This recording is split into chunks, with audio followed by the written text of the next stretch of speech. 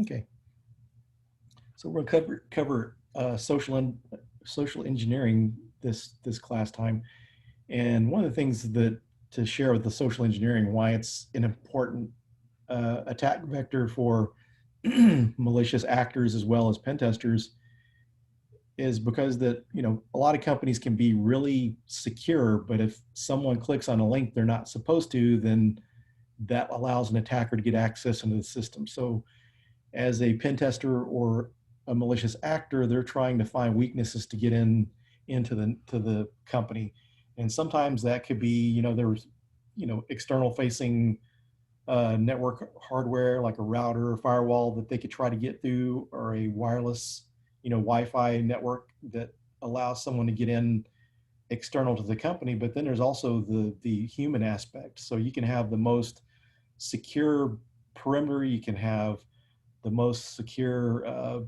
building access, card access keys. You can have like the people traps where someone's coming through, you have to card through, and only one person can go through at a time.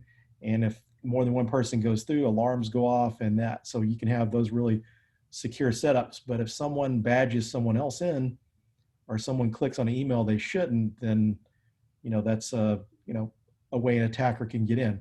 And if you look a lot of the breaches, a lot of companies get breached. Like the Target thing breach was like from a contractor. There was someone social engineered through the HVAC vendor, and so a lot of these attacks happen that way. Someone will send an email out to the target, and someone clicks on it, and they get access to the network. So you see a lot of these phishing emails that come to your inbox just as a individual. So companies, they're more targeted. They're trying to gain access internally, and it's not so much like some of your spam where they're just, or some of these other low level phishing campaigns. They're actually trying to send something in there to get you to click on it, or to get you to enter your credentials to harvest credentials. Kind of example is a trick I've seen people play on Facebook that are trying to get people's credentials. They'll create some script or malware where you click on it, you send it, it's sent in a Facebook message, instant message. And what it does is it tells you to view this, you have to log in. So it tricks someone into logging in with their Facebook credentials. They really don't need it to log in. It's just the victim sees that they have to put this information in, so they put a username and password. So this is like one of the easiest ways for someone to hack. So the attacker now has your username and password. They can log into your Facebook account now, and then they can take this same attack and send it to your friends if you're the victim of this kind of attack. So the phishing attacks, or where you're sending an email to the end user. And so here's just kind of an overview of some of the different social engineering techniques that we'll go over tonight: phishing, farming, malvertising, spear phishing, SMS phishing, which they also refer to as smishing, voice phishing, which is also vishing, whaling, elicitation, business email compromise, interrogation, impersonation, shoulder surfing, and USB key drop. So this is kind of interesting, because the interesting thing about social engineering is this is one of the areas where psychology plays a big role there. Just kind of learning how to get a sense of urgency. So if you get a email from the CEO or someone about your paycheck or HR, you need to act quickly, just giving you that sense of urgency to get you to click on it. So trying to entice you. And so that's, like I said, that's one of the ways that a lot of times people get into the network. That's one of the ways that they get initial foothold. I'm going through this course currently. It's a red team course put out by 0 Point Security. And one of the footholds in the labs is you have to send a phishing email to get someone to click on it to be able to compromise one of the systems. And so this is the goals of a phishing email attack. So with phishing email, kind of go through this right quick. With phishing emails, an attacker presents a user link or an attachment that looks like a valid, trusted resource. When the user clicks on it, he or she is prompted to disclose confidential information, such as her username and password. Example 1 shows examples of a phishing email that discloses in an outbreak alert. So we got the subject here, payment confirmation, and we can see that they're telling the person we have discovered there are occasional delays in our accounts department in making payments, complete payments to our suppliers. This is caused by unique reduction in our stock and our production departments, which suppliers are not delivered materials in time. The purpose of this letter is to confirm whether or not payment has been made by the attached supplier received. Kindly confirm receipt. And so they have like the attachment here to get you to click on it. And this can kind of be, this is a little more professional. Some of the phishing emails you get, they use images that the images are not real clear graphics, or you can tell this is coming from an attacker that English is not their first language. So anytime you're getting a phishing email and it looks like it's coming from your bank or, internet service provider, your cell phone carrier, look pretty closely, because companies are going to be fairly professional in the way they write these letters. It's going to be just like someone mentioned, spelling errors and grammar errors. So yeah, these are the things to look at, and just kind of, just using business language opposed to, sometimes not complete sentences, and just, coming from a company, it's going to be more professional. So those are some of the things to look at. And a lot of companies will run phishing campaigns. Yeah, Princess from Nigeria, that's a good one, and kind of funny. It's that what makes it even more funny is I actually spoke at a security conference for a group of people in the banking industry from Nigeria. So one of the very first conferences I spoke at, I actually presented there a second time, but it was people in the Nigerian banking industry, and they come to the U.S. because security-wise, it was easy to make sure everyone was secure and it was a safe location for the speakers. So the attendees were flown in from Africa, from Nigeria, to attend the conference. So on my talks, is really tempting to say, I keep getting emails from some prince here, but I thought, they may not get it, and I don't want to offend anyone, because sometimes humor is kind of hard to translate. So I didn't want to offend anyone. So I love to tell a good joke, and I didn't get to tell it, so I was kind of disappointed, but didn't want to tell a joke at the price of offending someone. So you can see the link. So they send an email, you click on it, then you can get access. I mean, sometimes it's capturing credentials. Even worse is just sending a malicious payload. And there's ways that attackers can get around the payloads by obfuscating the code, using other configuration workarounds, like say maybe they're not blocking C# attacks or PowerShell, but PowerShell's beginning to be more popular. Some of the HTA files, which is like a Microsoft HTA or HTML document. So if you click on that, things can be executed. So those are some ways in. And so here they're mentioning farming. Farming is a term for a threat actor redirecting a victim or a valid website or resource to a malicious one that could appear as a valid one. So they could send you a link that looks like the login to your company's VPN. Some companies have internet facing VPNs, or sometimes referred to as SSL VPNs, where you go to click to log in. And so they can clone that site and make it look just like your site. And they can use things like DNS poisoning or some of these doppelganger domain names, which basically a doppelganger looks real similar to the actual URL.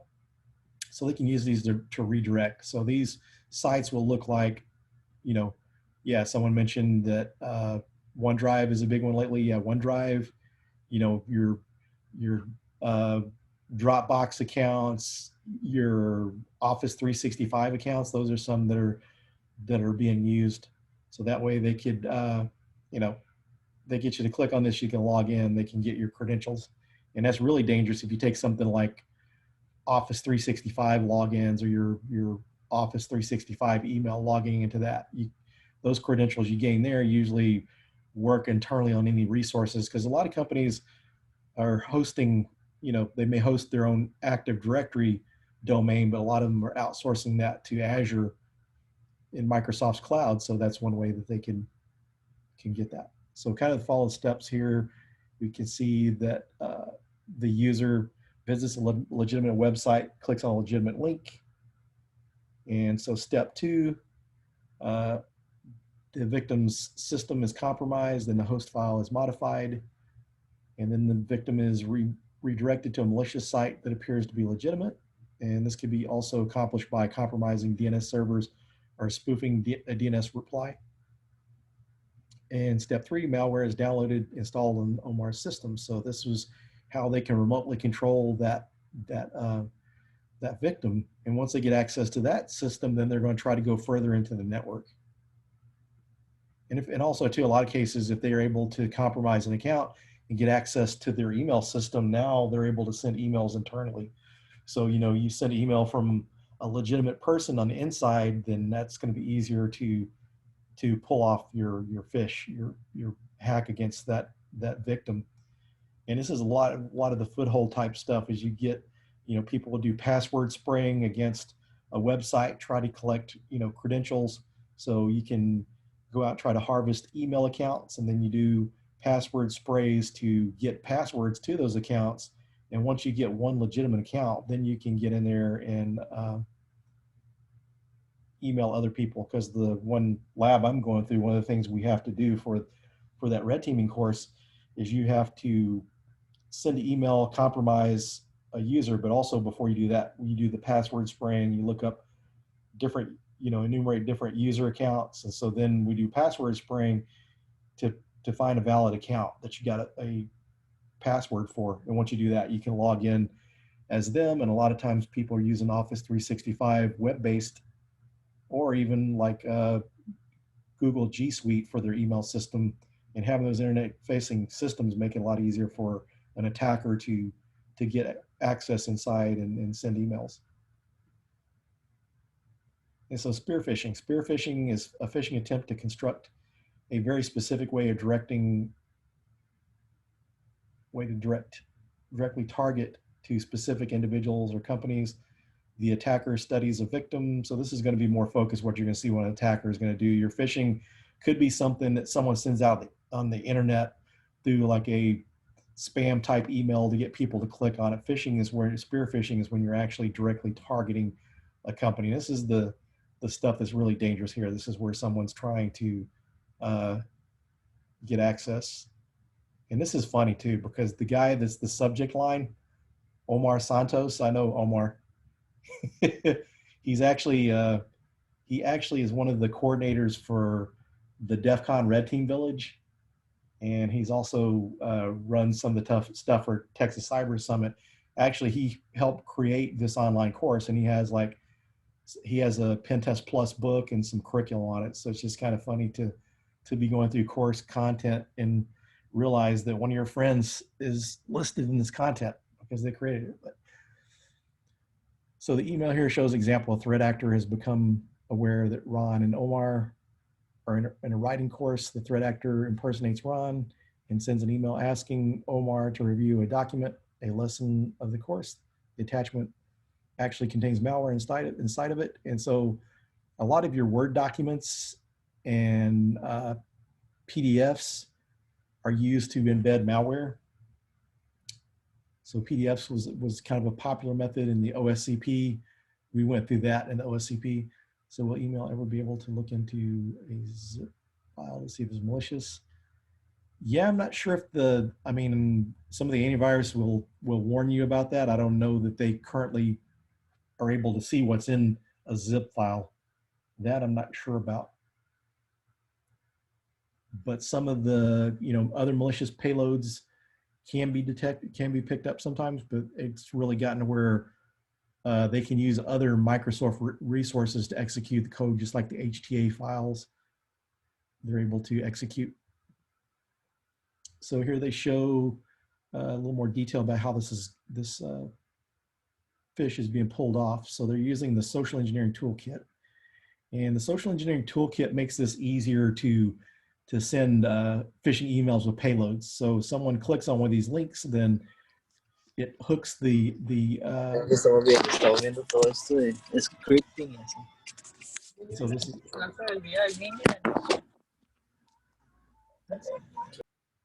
so it's able to you know, once the victim clicks on it, then the attacker has command line has access to them. So this is, if you hear command and control, this is an example of how an attacker uses command and control. So the command and control, once you have access to that system, this helps you maintain access and go back in persistence, go back and connect to that system.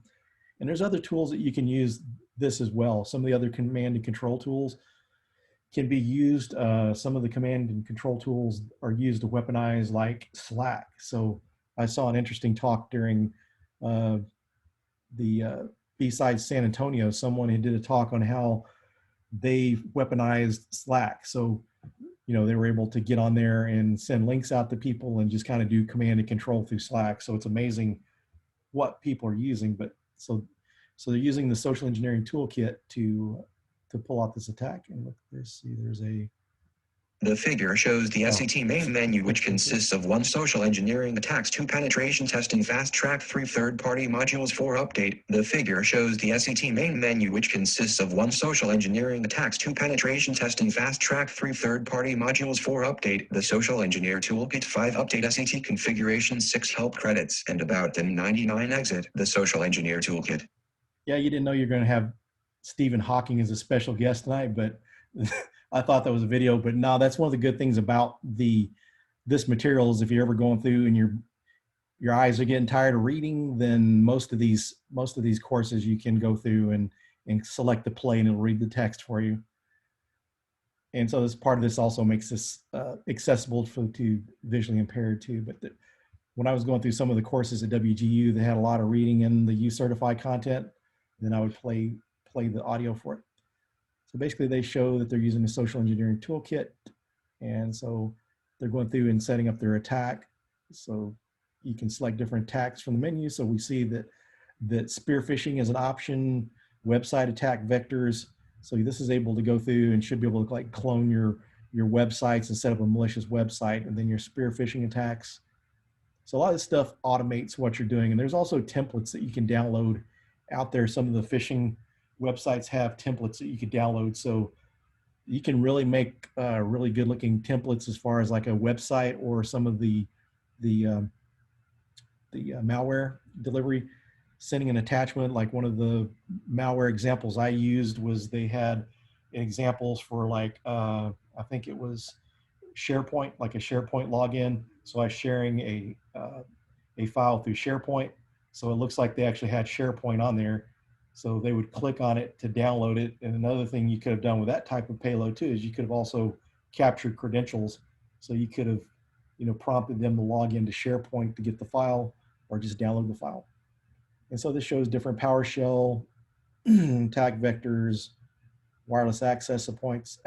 So that's really getting away. But so this covers all sorts of things with social engineering and not just specific to email, even like some SMS spoofing and QR code generators. So if you wanted to send a malicious QR code attached to a payload, you could do that.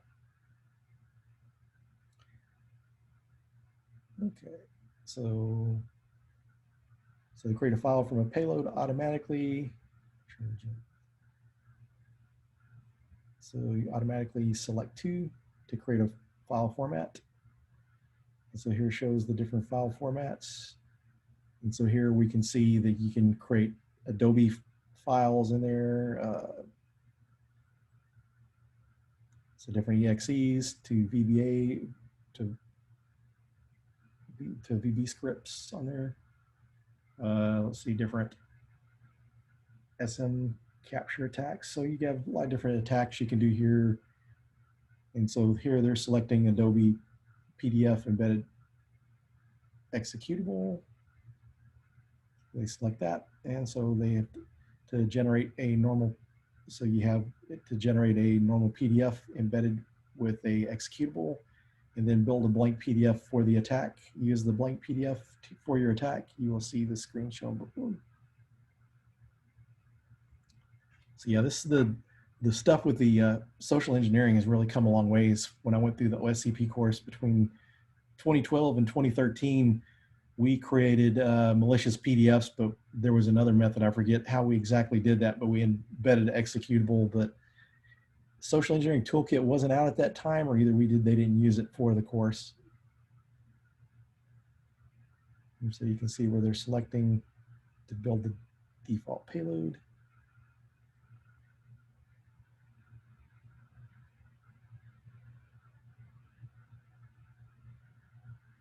And so here they're naming it Chapter 2 PDF. So they're setting this up since this was supposed to be assignment related to send to the victims. And so they ask, so here if you want social engineering toolkit, asks if you want to use a predefined email template or create one of the email templates. So you select one-time use template, follow the set guidelines through the steps, create one-time email message and the subject email. When set asks you to send the message as HTML or plain text, select plain text. Sometimes you can send your payloads through HTML because you can have a link in there, and you can also execute specific type of payloads, HTA payloads, through your HTML messages, but you can also do that without. So enter the body of the message. So you put the information in, populate that, enter the recipient's email address, and specify whether you want to use a Gmail account or your own email server or an open mail relay. And this is one of the reasons when you run into open mail relays, that's why they're dangerous, because they can be used for phishing. Okay, so this is basically phishing using SMS. So you're using SMS messages. Sometimes you get some spam that way. You know, you see these spam messages where someone's trying to sell you or something, a product, or you get you to sign up for some subscription. Then attackers can also use the same thing, that they use SMS to deliver the messages to you. And so voice phishing or vishing is the name of a social engineering attack carried out over a phone conversation. So this, a lot of times you can try. I've been on social engineering engagements where we would try to redirect the victims to a website where they would enter their credentials. So I mean, some tests, a lot of the internal phishing campaigns that people do, they just check to see if someone clicked. They don't try to collect credentials. But you know, the way you can combine several different types of attacks together is you build your malicious website, and then you can direct the end user to it. So the pretext that I used for one of the social engineering engagements I was on is I built like a website for, it was like around the first of the year, you know, New Year's resolutions and gym memberships is kind of a big thing. So my pretext was to build this website that looks like another, and I still get the domain. I recently got a letter from American Express trying to get me to get a credit card through this fake domain name that I created for this health club. So that's been like 5 years ago, and I still get emails for that domain name. But what I did is I set this up to where it looked like a discounted gym membership rate for the company. You know, companies have discounts, company discounts, and especially the first year, people are wanting, you know, their employees to be healthy, and so they're getting these deals from these companies for gym membership. So that was my pretext, as I sent an email out on that one phishing campaign where people enter their credentials, and that one didn't entail phishing, but through this other phishing campaign, our pretext was to say that there was some serious patches that needed to be installed, security patches, and the pretext was we wanted to check to make sure that these patches had been installed on their system. So we had a special server set up to check. So you go to this server and you log in with your domain credentials, and it will scan your workstation to see if those patches were installed. And so we got some people that actually went in and entered their credentials. And it was kind of interesting. This is where sometimes your life experiences can help you depending on your pretext. So I worked in IT before working in pen testing. So the person I called was having problems with their Outlook email client.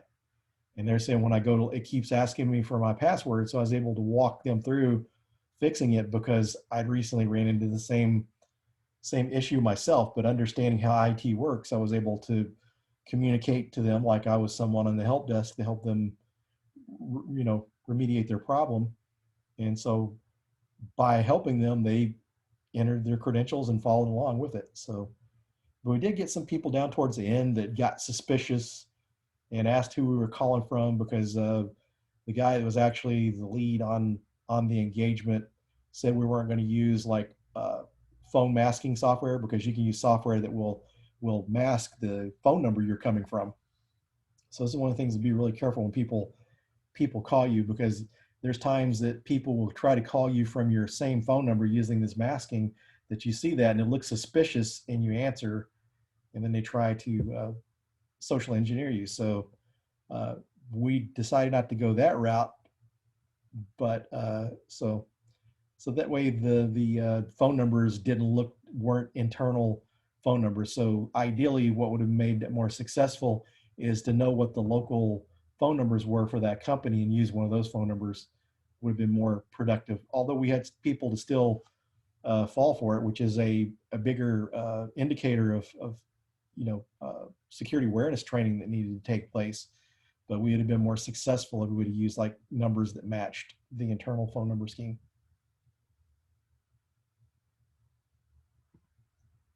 And so you see that a lot, even just as an individual, you're phishing, you have people call you. I was on a pen test one time and someone called me trying to scam me, and they're trying to get me to go to a website. And they said, we got an email from your from your computer, and your computer has been infected with a virus.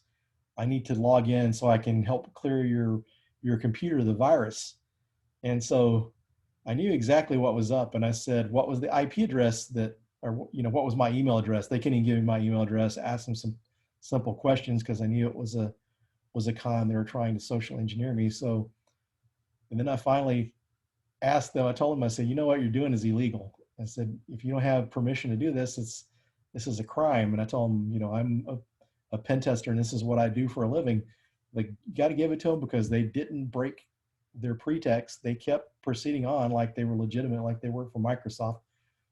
And the funny thing was, they didn't mask their phone number either. I was able to call them back afterwards after they hung up, and they answered the phone. But so, the phishing stuff and phishing is not just for companies; it's for individuals too. Because sometimes, the easier target is the individual, because someone that's just using an email account, maybe they didn't go through security awareness training and they don't know any better.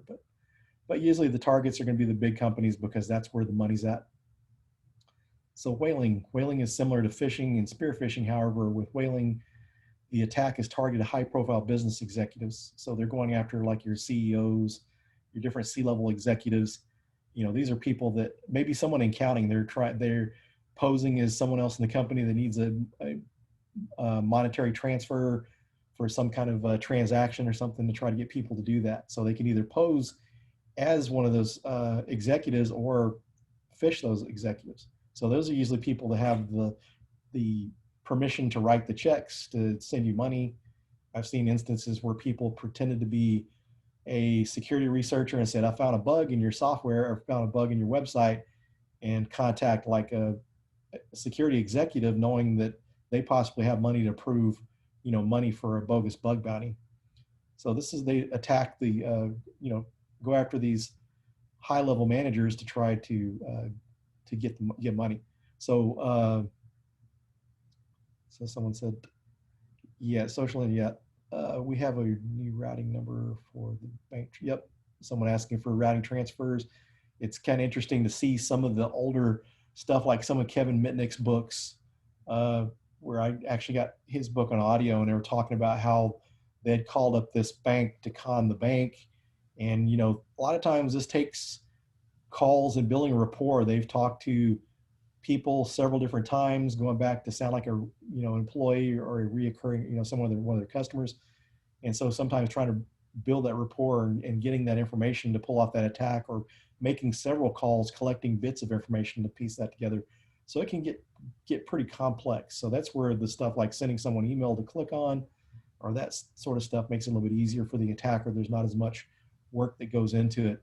And, also another thing too, with malware and that type of stuff, ransomware has been one of the ways for attackers to monetize, their hacks. Before people would hack systems, and unless you could get some kind of information you could resell, or be able to transfer money or something like that, you couldn't monetize it. So your ransomware attacks have been a way to monetize that. And so back here, they mentioned the main goal is collecting sensitive information. And a lot of times this is someone that is trying, not only going after the CEO, this could be the CEO's office administrator. They're answering the phone calls for this C-level executive. So sometimes that is a target. And so elicitation, interrogation, impersonation, pretexting. So this is where your social engineering skills, the psychology of this stuff comes into play. So elicitation, you're trying to get someone to entice them to click on an email. If it's a physical social engineering, then you're trying to, con them into letting you in the building or something. Some of the ways that people gain access to buildings is I have a friend from our local community here in Dallas that whenever she first got started in social engineering, she had a prosthetic belly so that she looked like she was pregnant. So she would go to a building that she needed to get into, and she'd have her hands full. And so anyone would come along would let her in the building. Maybe this is someone that would normally say, "Hey, I need to see your badge," but they see someone that's, kind of got, they're pregnant and can't navigate the doors and all these loads. So there's more sympathy there. So they're playing on the sympathies of these people. And so, yeah, just some of the psychology of it, just seeing, listening them to let you in. So interrogation, where they say, you pay attention to the victim's body or posture, different language, seeing if, kind of noticing if they're telling the truth or not. You can ask questions, and if they're not answering, you can ask a series of questions to get the answers that you need.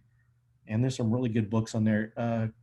Chris Hagnetti, that runs the social engineering village at DEF CON, he's got some really good books on social engineering, and it really gets into the psychology, be able to read people. So they're talking about here, just, you can ask different questions, and you can tell they're telling the truth or not just by their reaction.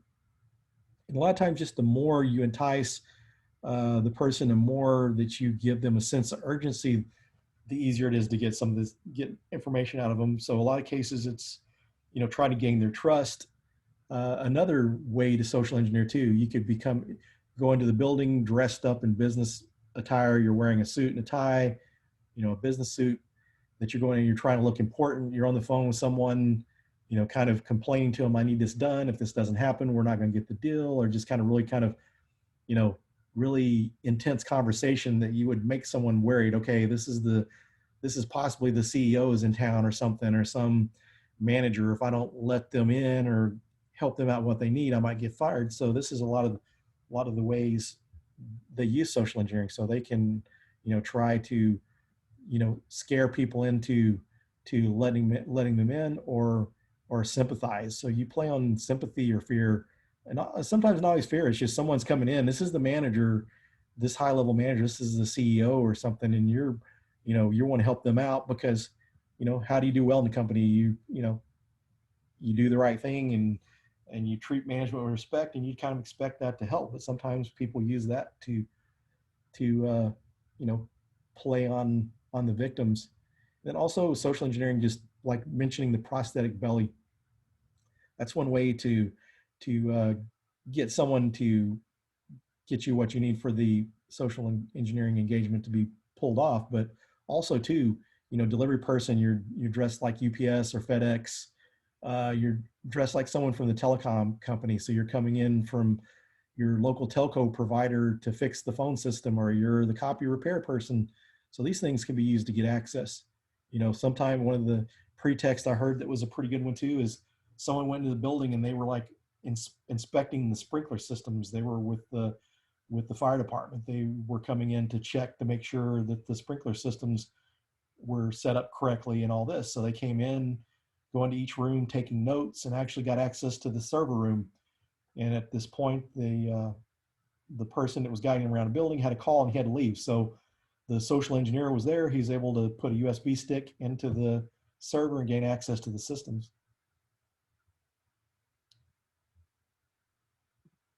And it depends on the social engineering engagements, what the scope. Sometimes it's trying to gain access to the system. Sometimes it's just proving that they get into the room. And honestly, with the social engineering, it's better to let it be the scope be where you're trying to get access to systems to see how serious it is, because that's really what's going to show the customer how serious physical security is, and security awareness training to prevent social engineering. So these are ways to really show them how severe it is. A lot of companies will do phishing campaigns periodically throughout the year where they send out emails, and it may look like some from HR and it's kind of hard to read. And the worst thing happens there is someone clicks on it. So they send someone out an email to link for some more training on security awareness.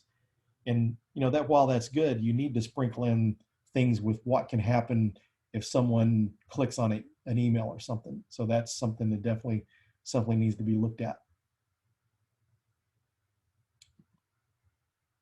And so, as we're kind of mentioning here, authority. So pretending to be management, you could be pretending to be legal. Someone could, although you wouldn't want to, maybe you dress up like security, you really wouldn't want to be the police, law enforcement. That wouldn't be kind of sketchy because you could possibly get in trouble there, for impersonating a police officer. But you could do security guard, any, different people, internal, legal people. So scarcity and urgency. So making people think that this needs to be done right away. Getting an email from someone claiming to be in, the CEO or some other manager saying, yeah, we've got this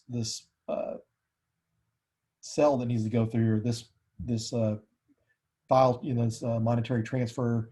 They need to make sure that these funds get transferred. And so getting the urgency there and getting people to do that. Scarcity, like there's a lack of something, so getting someone to hurry up, and that's a way to manipulate people. And social proof is a psychological phenomenon in which an individual is not able to determine appropriate mode of behavior. For example, you might see others acting or doing something in a certain way and might assume that this is appropriate. Social engineers may use this tactic when an individual enters an unfamiliar situation that he or she doesn't know how to deal with. Social engineers manipulate multiple people at once using this technique.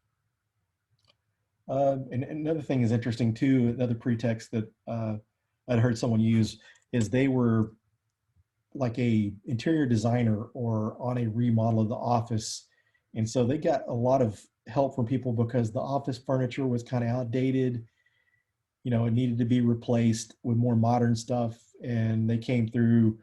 And so people were hoping to get a better work environment. So they were very happy to escort this person to other locations and get them in the building because, they wanted to, there was something in it for them. They were going to get better furniture, maybe with this upgrade, they were going to get better computers. So sometimes that's a way to entice people.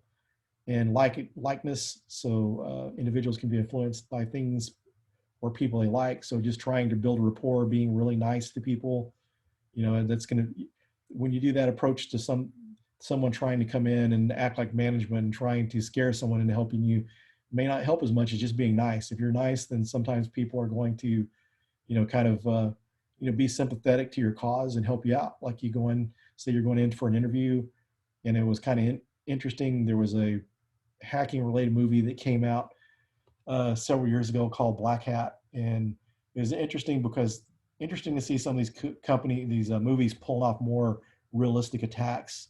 So the guy goes in, he's got an interview, he gives them the USB thumb drive and said, my resume got destroyed on the way over here. I need this resume for the interview. Can you print it out? So they gave him the USB drive. They plugged it in.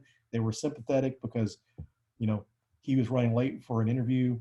And so they printed the resume out for him. What harm would that be? So there's a malicious payload and gain access to the system. So this is kind of real world stuff. And then fear, we kind of mentioned some of that stuff with the management. So coming in, scaring people into doing something like that. Like usually they say it could you could be like a dangerous situation. Maybe you could come in and say that, you're security and try to get people to evacuate a room or something like that. So just using fear to get to pull off your pretext. And shoulder surfing, this is kind of old, but it's still social engineering, looking over someone's shoulder to get information or password logins. And USB key drop and social engineering. So this is a common attack that's used, and it's funny once you've taken some of these classes or you've worked in this field. Ever since becoming a pen tester, if I'm out in public and I see a USB drive laying on the ground, I just can't help but think it's malicious, because a lot of attackers, this is their way to get into the system. They can label a USB drive as, it could be listed as, you know, uh, salary information, or it could be labeled accounting.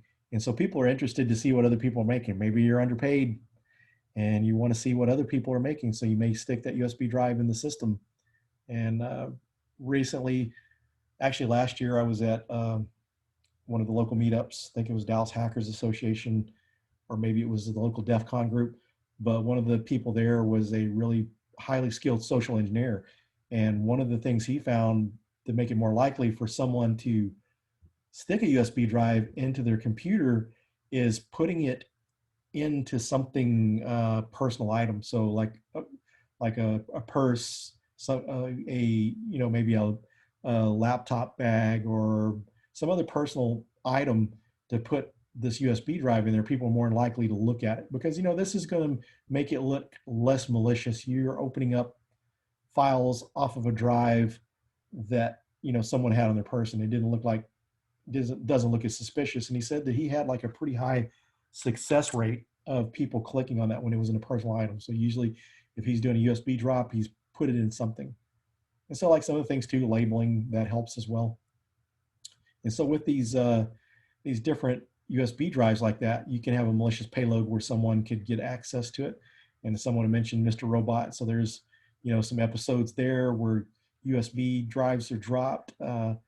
Someone had like a mixed CD that they were giving out. They were like a DJ or a performer, and they made these mixed CDs and they were just giving them out to people. People go home to play it, and you can have malicious, malware on there and gain access to their systems that way. Yeah, that was one of the first episodes where they're trying to bust the guy out of prison. One of the drug dealer that was threatening Elliot to, if he didn't help him get out of prison or something. So they were using the CDs. Actually, I'm trying to forget who got compromised doing that. I think it was someone at one of the main characters, at any rate, did that and got owned. What's a CD? Yeah, there's probably funny. You kid about that, Richard, but there's probably some people now that don't know what a CD is. Remember when it wasn't that long ago that the 8-track and cassettes were kind of the dinosaurs of of media.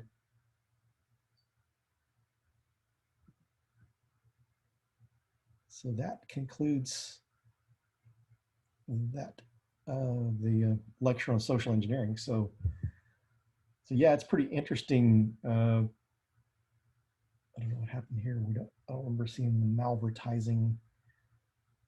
So yeah, malvertising is, let's see. Yeah, okay, there's an example. So malvertising. So usually malvertising is you go to a malicious site and there's malware in the site. So you see some of these websites that have the rotating ads. That's kind of one of the ways that ransomware is delivered. Someone compromises a website, uploads their malware, and configures the ads on that site where if someone goes on that site, then those images are loaded and then loads the malware.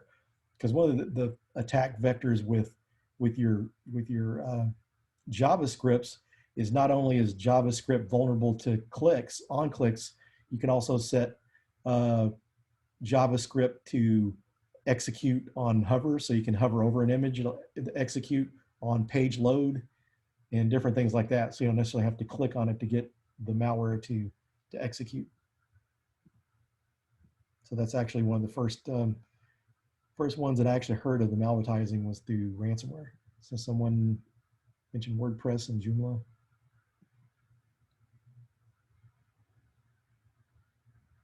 So does anyone have any questions or comments? Anything they want to share?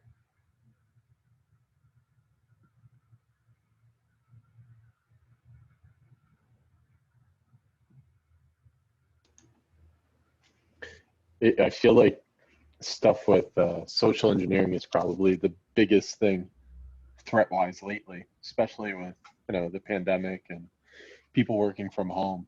I mean, we've done a couple phishing tests, and I can't tell you how many people fall for the things that we purposely were hoping they'd fall for. I mean, I live in Florida, so we did hurricane prep. That was the first one we sent out from our CISO. That was his name that we spoofed. Uh, Half of IT clicked it. 3/4 of the organization clicked it. It was embarrassing. And the spelling errors, I mean, there was everything wrong with it, but that was the whole key. They haven't done a lot of security awareness training. So it was prompt for, hey, this is why we're trying to do, security awareness training and teach more about phishing and kind of bring that whole thing to light, because I feel like it's kind of the newer, level of what's happening lately. Yeah, and it seems like if people are home too, they feel like there's less repercussions, or if they click on something wrong, then no one's really going to be there to see it or whatever. But yeah, it's pretty interesting that all the people working from home and stuff, that's opened up a different threat vector. But definitely that's where you really need to do social engineering, where you show what can happen with the social engineering, because a lot of these companies run their little phishing campaigns and it doesn't do anything really, but then people really don't take it seriously. So I think when you do these, that good learning opportunity is to do your phishing campaign, show what was available, and kind of let the end users see what's available, because sometimes your end user is not always someone IT or someone technical, Mm-hmm. and they don't understand what's possible. So really, relaying to them what can happen during those attacks. I mean, when you really think about it, that's really one of the biggest attack vectors anymore, because no matter how you can make your systems really secure, but if someone clicks on something, then someone can get access. Yeah, I mean, it was a talk, the opening keynote for B-Sides Tampa this year, that it was a big topic of how do you deal with phishing and training, because you click on a link, what happens to you? People are feared they're going to get fired. And, that was the big topic of how do you deal with training after doing a phishing test? Do you punish people for clicking it, or do you take the approach of trying to teach people, like what you were saying, this is part of the identification of why it was a bad fit, why it was a phishing email, or why something was bad. Look at the header or look at the spelling. Here are the indicators Mhm. to try to, show that as much as possible. It was definitely a very controversial talk, obviously, for how do you deal with it, Yeah, and I think one of the things I kind of think is a better approach is to reward people for finding it instead of punishing people.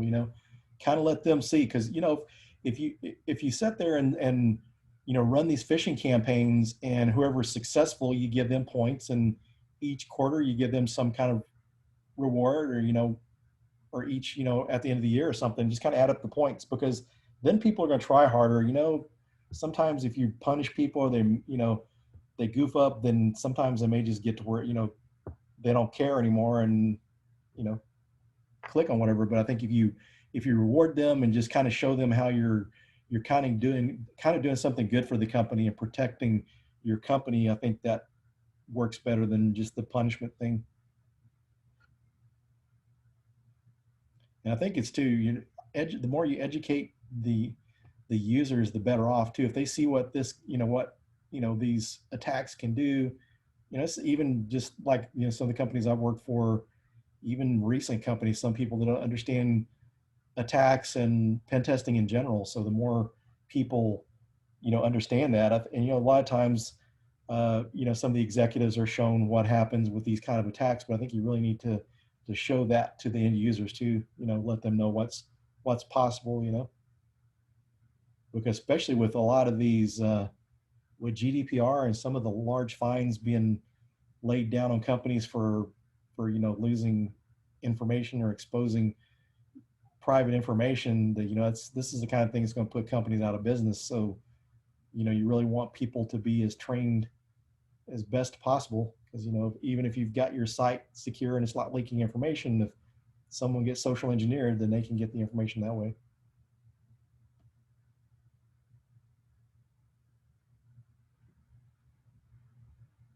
Anyone else have any questions or comments?